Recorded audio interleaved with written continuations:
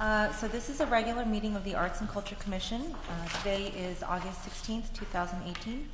Madam Recording Secretary, please take roll call. Commissioner Garcia? Here. Commissioner McGee? Here. Commissioner Chong? Here. Commissioner Sierra? Here. Seeing a quorum, this meeting is officially called to order. Please rise for the Pledge of Allegiance. Ready? Begin. I pledge allegiance to the flag of the United States of America and to the republic for which it stands, one nation, under God, indivisible, with liberty and justice for all. Thank you. May be seated. Okay, so this is the time for the Commission to consider matters under the consent calendar. Items include numbers 1 and 2, the regular meeting minutes from July 19th, and the absences. Do any members have any corrections to the minutes, items they wish to pull for separate discussion or to abstain on? No? No? Okay, so do I have a motion to consider items 1 and 2? Motion. Second? Second. All those in favor, please say aye. Aye. Okay, so matter is approved by unanimous consent. We have 3 work study sessions. Please note that there will be no motion or action taken on these items. The items are a presentation on the budget for the 2018-19 fiscal year, a discussion on revenue development, and a discussion on the reactivation of the Arts and Culture Master Plan Steering Committee. Staff? Yes, thank you, Chair Cha. Good evening, Commissioners. So let me direct you to the PowerPoint printout for work study sessions, item 3. As you can see on that page 3, that is the the image of the city's budget for all of Community Development Agency. And the number down there, I know it's a little fuzzy, but it's $375,000, but $100,000 of that belongs to economic development specifically. And so the arts and culture set part of it has only $275,000. The breakdown is on page 4, the following page, of what staff has determined to go to how to break up that $275,000.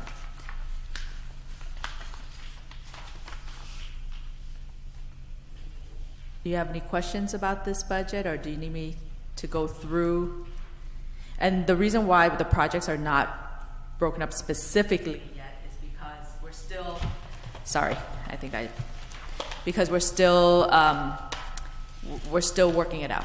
So we don't have specific numbers for each of the projects, but collectively projects is about a little under 50,000.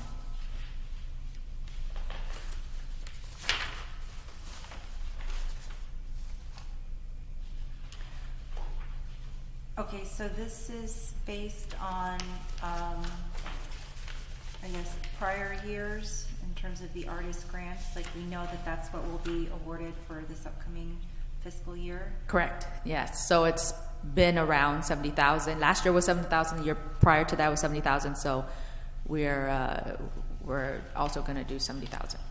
And then the professional development workshops. I think the first time we did it was just this past fiscal year, or did we do them previously?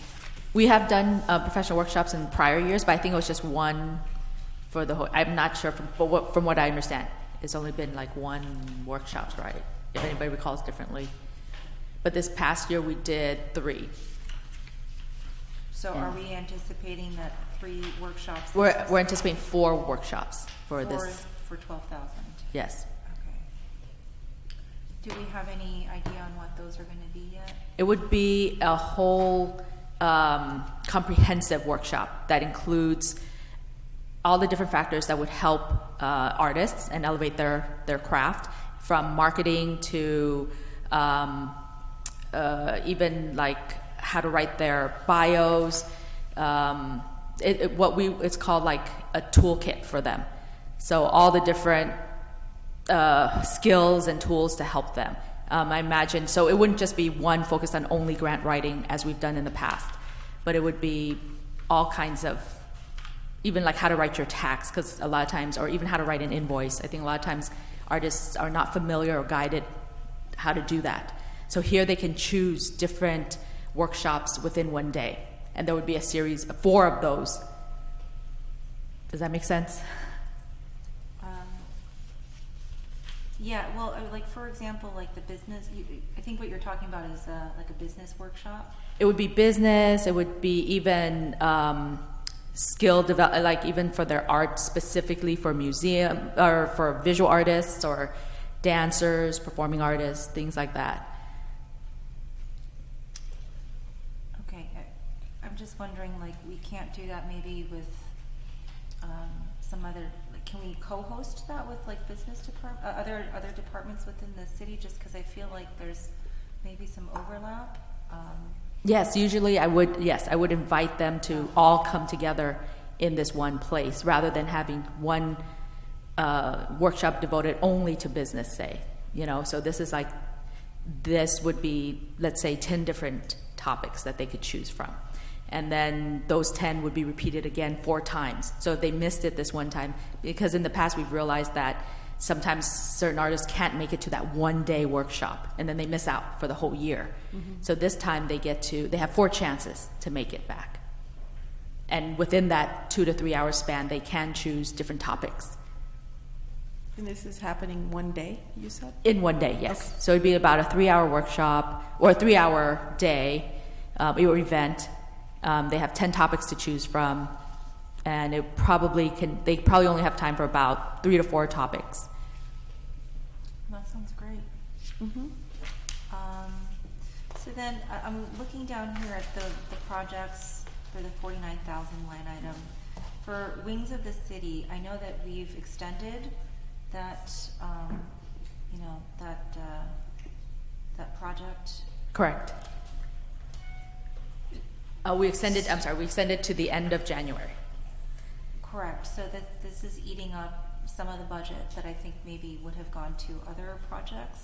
Or are these carryover funds from the last fiscal year? No, it is using up the budget from this year. In the last year's budget, we expended money to bring it here, and so you're anticipating that we will spend money to return it. Yes, we do have to spend money to pack it up again. And then we have to spend money to, because of the extension, we have things like lighting it during Art Walk, and that cost around a few thousand, 700. 700, one per event. Yeah, $700 for lighting. So now we have to extend it for a few more months. So things like that, and then hopefully a final culminating event.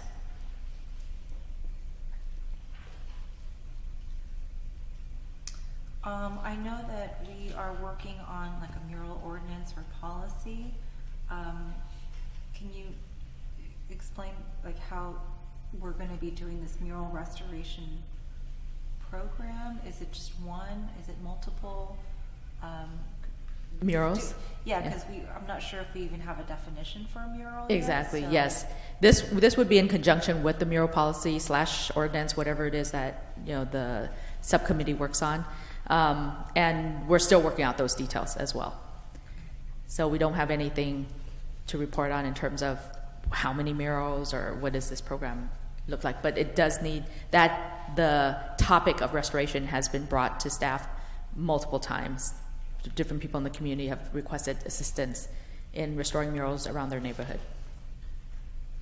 So do we have anywhere in here a budget for maintaining of current art projects, like aside from Wings of the City, things that were done in the past, like, I don't know, the only projects that really come to mind are like utility boxes or things where it was a one-off. No, we don't have set aside yet for this year's to restore, mainly because we don't have a policy yet either on how to restore, what to restore. So staff is also working on a public art policy or program. Okay.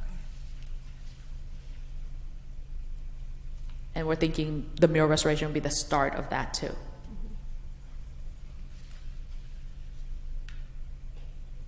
Okay. Anybody else?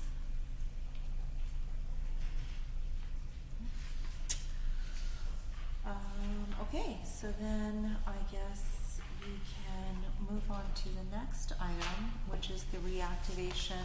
Oh, no, it's actually a revenue development. Oh, item revenue, four. I'm sorry, revenue development. I don't know if the staff has any comment on that, or, you know? No? No, I think it was just for the commissioners to decide how or what, or to have a discussion about what kinds of revenue development ideas. Right, so I think in the previous meeting, we had started kind of going down this path of revenue development.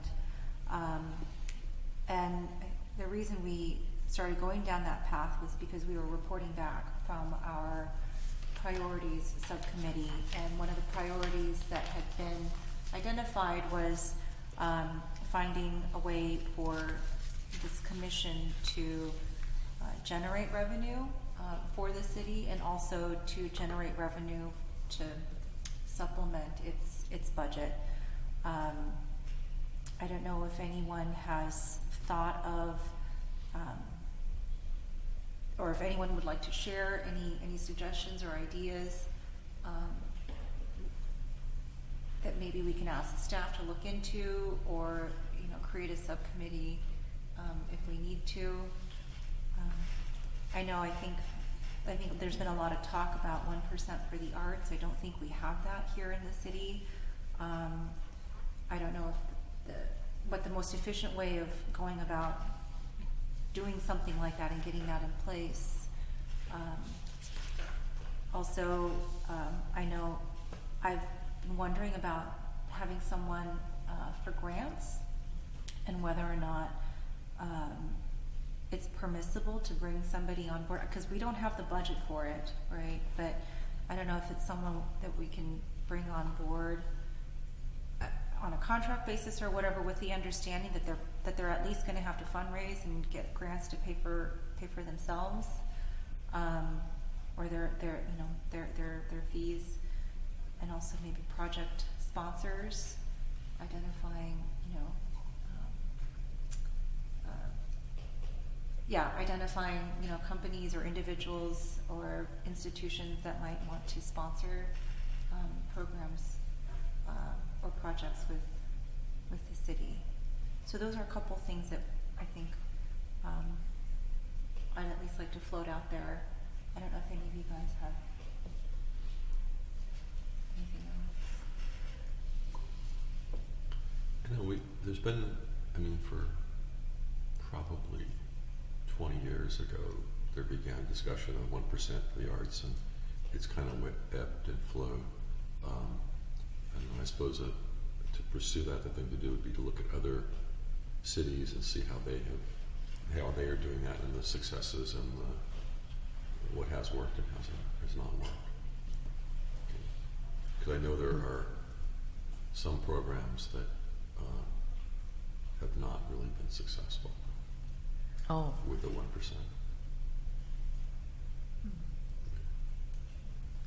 Or have had mixed results. So staff has been looking at doing research on different cities and what the successful cities, like LA, but Brea has a program. Yes, yeah. West Los Angeles has a good program. Yeah, so we're hoping to work on more of that research and putting together some kind of policy or program or something to make that happen. So staff is currently looking into that? Yes, staff is already researching and doing that. Okay. Do you know about the issue on a grant writer? If we can have someone kind of on a contingent budget or a contingent plan where they would hopefully fundraise their own pay? Well, there's evidence that other cities do hire grant writers. We're looking into that too. To see, but to hire on a contractual basis. Okay, and I guess maybe if the commissioners and maybe staff can also identify some potential sponsors in the community. I don't know if you guys have any connections, personal connections. Like I know folks from various utilities in their community outreach division that I can ask and see if there's ways that we can, partner up. I don't know if you guys have any other connections, but maybe. With those connections, we just send them to Tram or just copy everybody? Yeah, I'm not in? really sure Okay. how we would do it. I guess we would have to I maybe can do that. think about a project Mhm. that could be encouraged, or I guess not sponsored, but put out there by the Arts Commission, and then we would have a community sponsor who would help finance that. I know that there's issues with like advertising and stuff. You don't want to have like a big Mhm.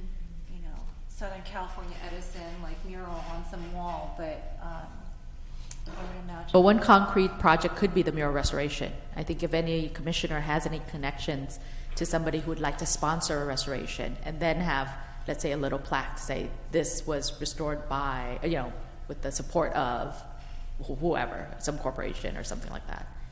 I think that would be fantastic, or it's at least something concrete to bring back to your sponsors. In the past, my experience with working with the Fiestas Patrias at the Festival de Calle Cuatro, one of the things is that they did a collaboration with the private industry to bring Disneyland, also when they were in the parade for the Fiestas Patrias, and it was a collaboration, private monies in the city, but it was mainly promoted by a private entity instead of the city taking the lead and promoting these events. So I like the idea of looking into better practices from other cities, as you mentioned, LA, and what are they doing, so we can maybe copy or at least borrow from those ideas and make recommendations to get them implemented and look for funding. Of course, I understand this 1% it won't be enough, and looking into the sponsorships from big companies. Again, I just mentioned Disney because they're one of the biggest that been contributing to some of the festivals within the city since I remember, and also some, of course, we're talking about maybe going into beer companies, which is also the big ones, things like that. So I just putting this up for the discussion as well, and see how we can come up with a strategy to move forward. Just out of curiosity, I think building on the Disney, the streetcar, where is that ending? Is that ending somewhere near there? At Harbor Boulevard. Harbor, right before where 17th hits Harbor, Okay. it goes diagonal towards Harbor and stops right there. Oh. There's an overpass on 17th Street, so Right. it's going to be above 17th. Then it comes right down right before it hits Harbor. So behind is that- the is gas- that- behind that gas station? Is that Garden Grove, or is that Garden Grove? I think it is. Border. Border. Oh, I see. Okay. Okay. So that might have been a nice draw. Yeah. because all paths led to Disneyland. Okay, so I guess maybe we can continue. I don't know if, we can, I think this might be a good thing for us to maybe brainstorm about. The sponsorship, corporate Yeah. sponsorships or private sponsorships. Yeah, any kind of, because like you said, I'm just thinking like park benches, where there's a little plaque and people have like in memory of or whatever, and people have sponsored, and paid for these. So I think it's something along those lines where there's a token acknowledgement. Anyone? I also like the idea to continue looking into the grant writing or the sponsorship from maybe endowments for the arts. I don't know if we have like a list that we can either gather from online and maybe reach to them, see if we can find ways for them to provide any funding as well for any activities, festivals. Festivals can be a revenue generators as well if we do the right thing. I think that can be, and it becomes a massive event. So I think we had some issue with some festivals, right? Because that was under, I think, Parks and Rec, and you know, I don't know.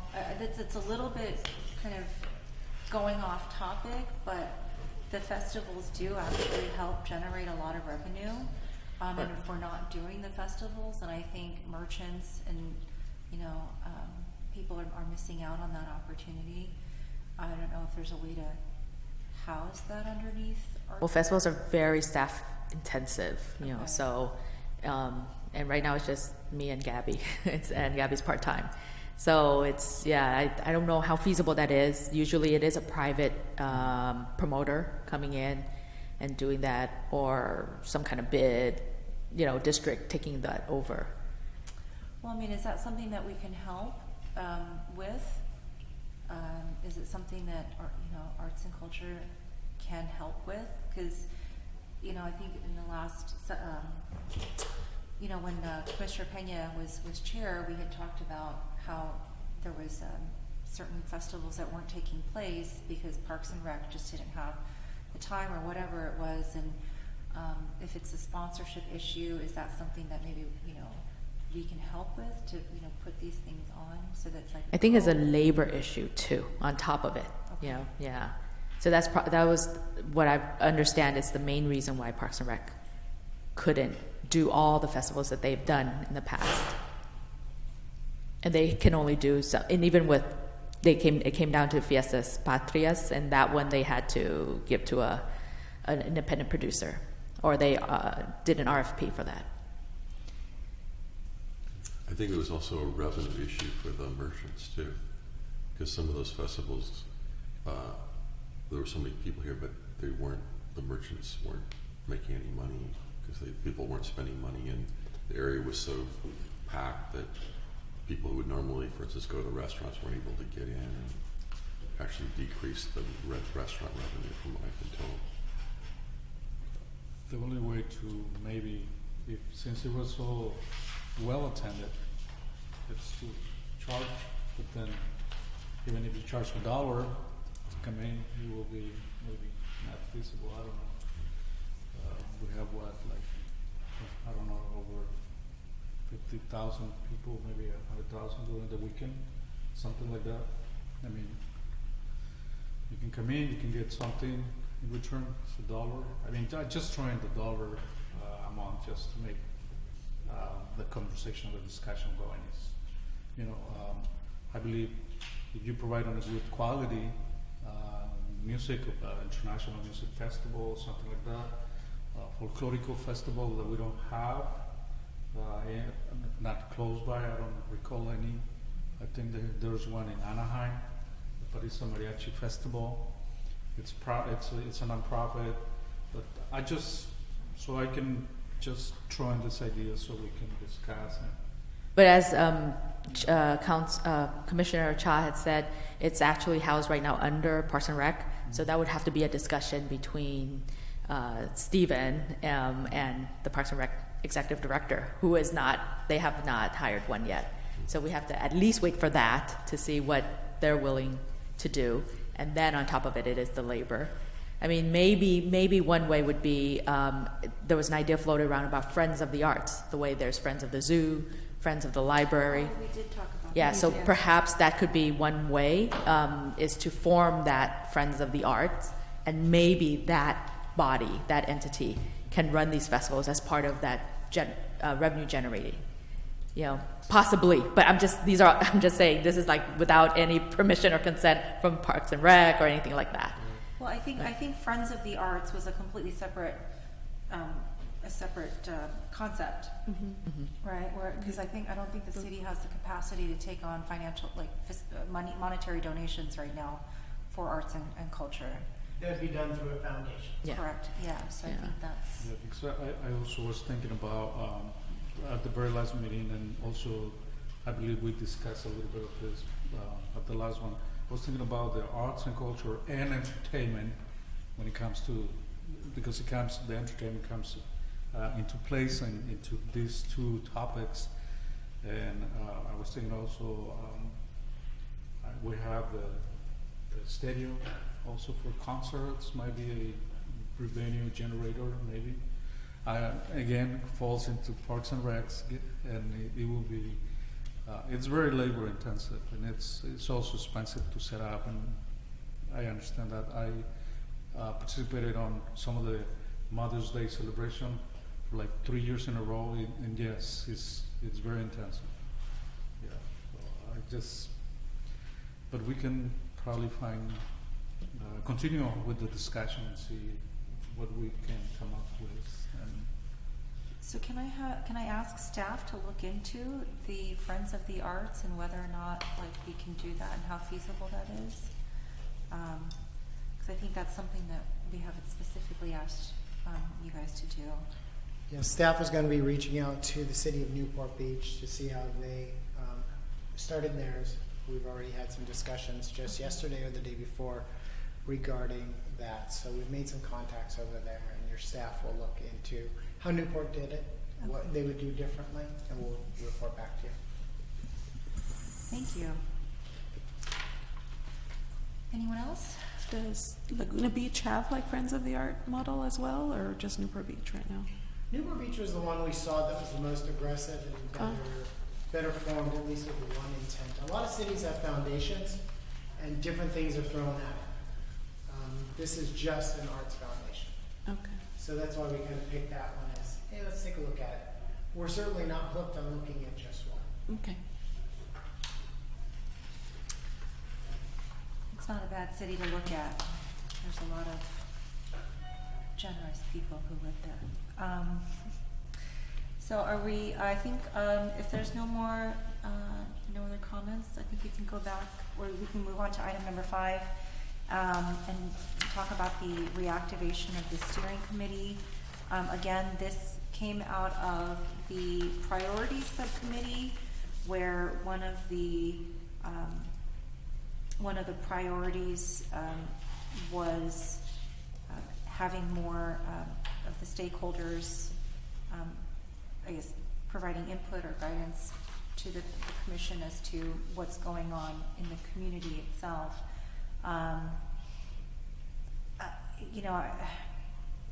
I'm not entirely sure how appropriate it is to reactivate them. I know we've had multiple we've had some discussion about this, because it has been a while since those folks were called to any sort of action,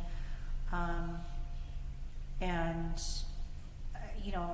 half of them, I mean, not half of them, but a lot of them are maybe not even in their positions anymore, or I'm not even really sure, because I don't think we've even sent out a feeler email or phone call to see if anybody's even interested. So I think we're just having this, this discussion all by ourselves with no real request for reactivation. I don't know. That's just my perception. I don't know if other commissioners have heard differently or felt differently. Anyone? Well, obviously it would take some effort to do that. I think if we were to do that, we'd want to have some pretty specific reasons for bringing those folks together. So I think one of the things that I was thinking about was, and I've had this conversation with Tram, was starting to do listening sessions, and this kind of came out of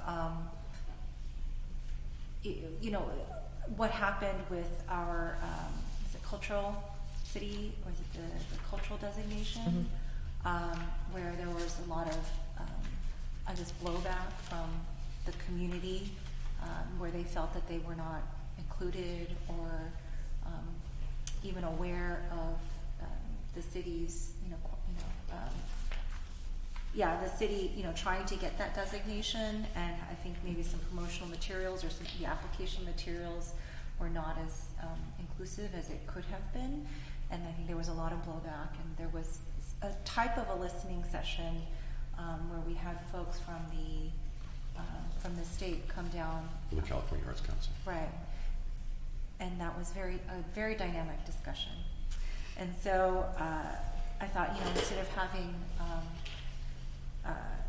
situations like that, maybe we start by doing maybe quarterly listening sessions, where we can invite the steering committee.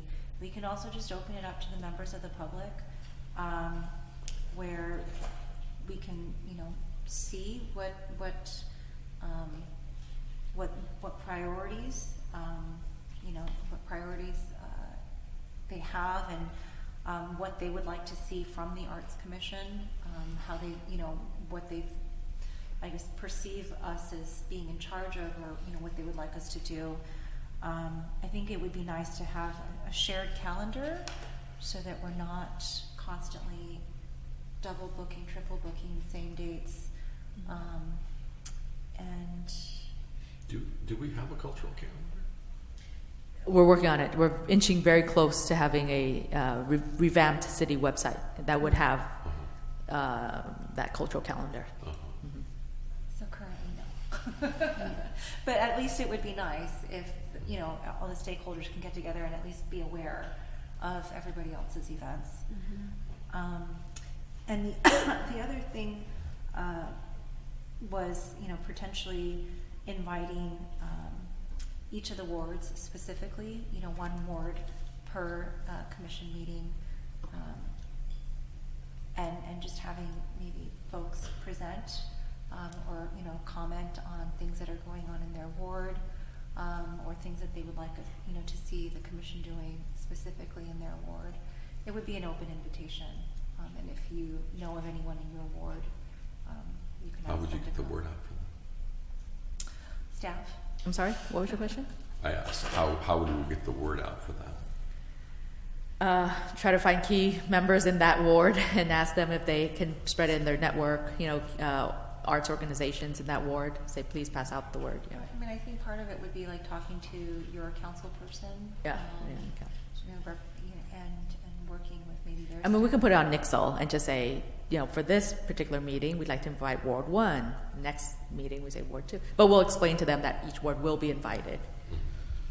And we'll start with, numerically, we'll start with Ward 1. One way, I believe, will be social media, utilize social media. The other one is through the city website. I'm thinking about my neighborhood association. Oh, yes. Maybe going to them and present and do like you said, listening sessions. And I can go to the different neighborhood associations within the area that I represent in, and even do a mixers and invite some of the folks that are already doing some culture and arts activities in their specific area, in their location, in their community. And I also love the idea of the calendar of activities going on in the city, so we don't compete with each other, or at least we don't have a very specific event today that you would like to attend, and then you have another one the same day, the same hour. So it will be very good to coordinate and utilize these calendars so we can expose what's going on within the city. I mentioned, I believe, the very first introduction meeting that I have with you about the Dallas doing a calendar with all the activities they have, and they sending emails constantly. Even I get this email at least every week with their activities. We have here Cambodian family that they have activities, cultural activities, at least maybe once a month. The Vietnamese community, of course, the Latino community, they have a lot of activities going on. So we can create this calendar, make it public, but going into the neighborhood association, I believe it could be one of the it could be a way to send a message. So that's what I will do if it was up to me. We have some very active neighborhood Yes. councils. I think the other thing is also when we announce our listening sessions, we can announce the dates for the various wards as well too. I'm very involved with my neighborhood association, so that's why I'm coming up with the connections that I already have. So it will be easier for them to be receptive. Maybe next door? Next door? Next door is a website that neighborhoods use to share information. It's like a bulletin board that emails everybody in the neighborhood. There's also an app. Yes. Yes. Yeah. What is your neighborhood, Arnolfo? Madison Park, Standard, San Andrews, McFadden, and Main Street. Yeah, the arts movement, such as it is today, actually started by going to each of the neighborhood associations and getting them to buy into it, and then subsequent to that, those neighborhood associations, in conjunction with what was then the Arts Council, lobbied for people to be elected to the city council, and the city council included both Democrats and Republicans who were all pro-arts, and they were basically elected by the neighborhood associations lobbying together. And that's how the arts movement started in the city in the 1990.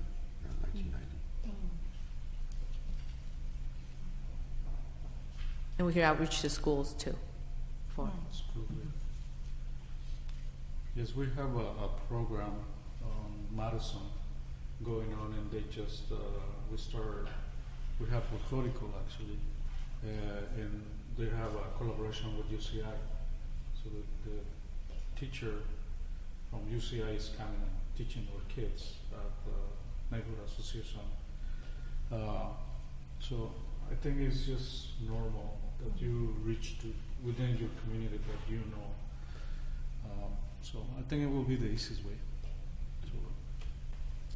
So yeah, I think, instead of, having further discussion on the reactivation of the steering committee, I think we can focus on maybe periodically talking about ways that we can better outreach to the community, come up, whether it's through listening sessions or inviting the wards or, whatever other ideas. Because I think that's one of the main challenges of sitting up here is really kind of getting the community feedback and community engagement. So I think we can all endeavor to think of new ideas. Anyone else?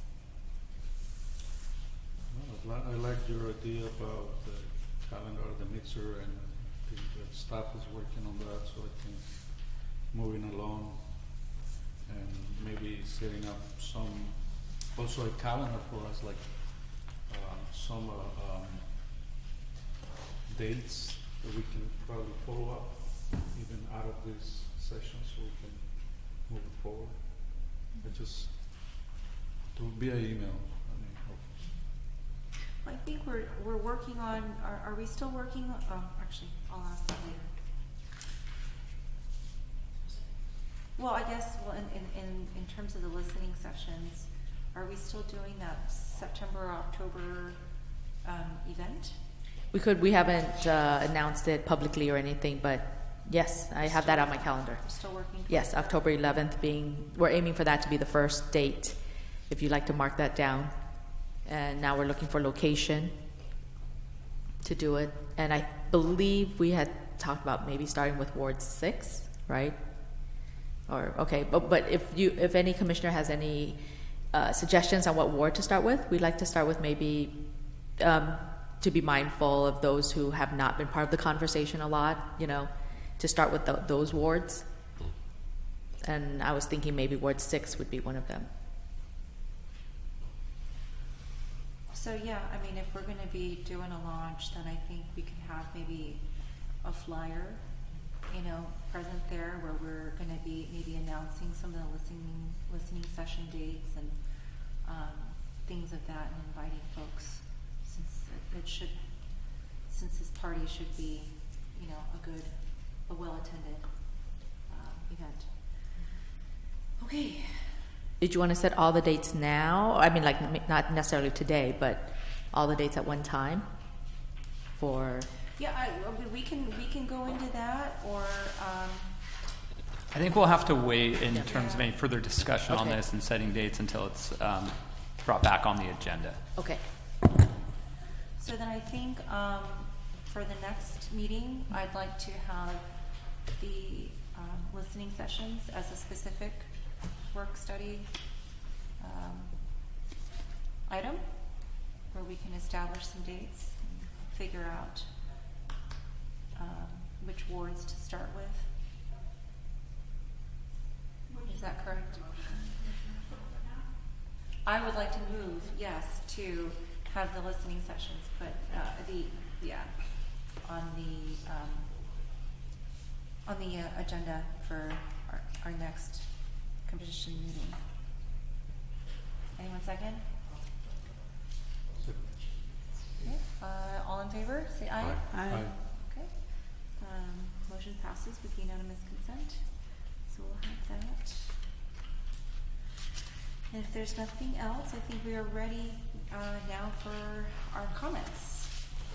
Do we have any members of the public who have any comments they wish to share with the commission? The one member of the public? Okay, so seeing that there are no public comments, does staff have any comments they wish to share with the commission? Staff has no comments at this time. Okay. Commissioner member comments. Let's see. Commissioner members, please take note that this is a time for brief updates and comments.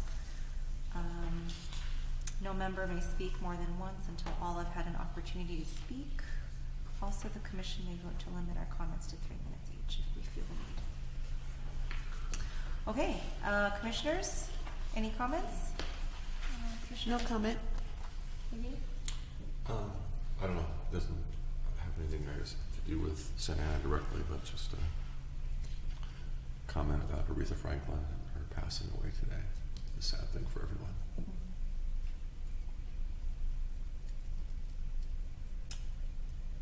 Commissioner Sierra? No comments. I have none.